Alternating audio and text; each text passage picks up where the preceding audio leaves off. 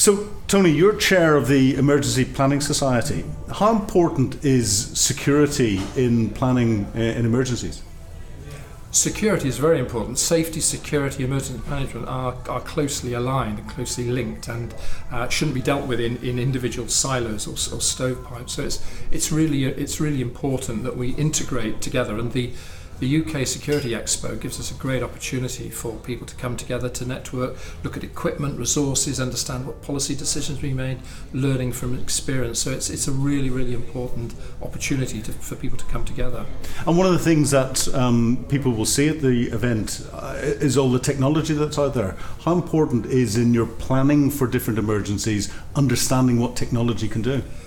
The emergency responders, so the fire, police, local authorities, health services, and all those, Environment Agency, Coast Guard Agency that are involved in the emergency response, they need to know what's available. They need to know what the new technology is coming through, the latest gadget, the latest piece of kit that can help them at a vital time. They need to know what's there.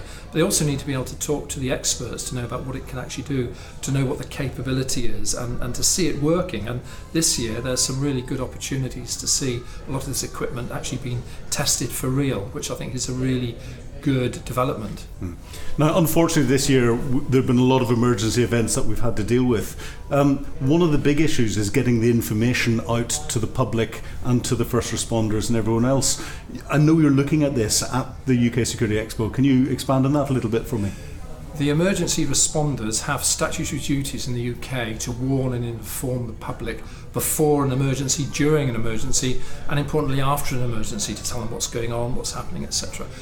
So communicating with the public is vital.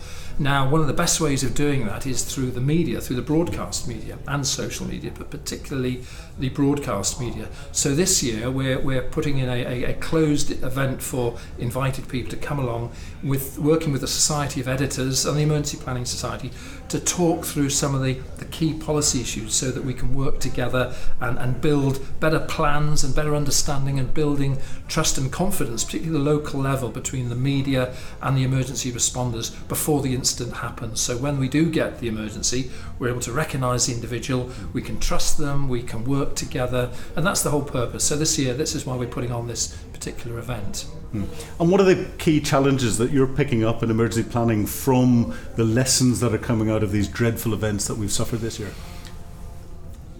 The better you plan, the more likely you are going to be successful in the aftermath. I think one of the big issues from a number of incidents is the fact that we focus too much on process, which is important, but we don't focus on the people. Disasters and emergencies, security incidents, terrorist attacks are about people at the end of the day, and we need to look at how we look after people better and focus less on process and more about people, and getting that balance right. So it sounds like the end of November is going to bring out a lot of these lessons, allow best practice to be swapped, and get people to understand how technology can help.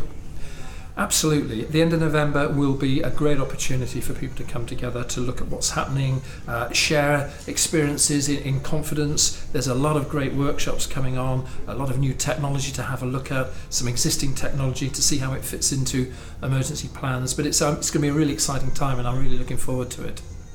Tony, thank you very much indeed for talking to us. Thank you.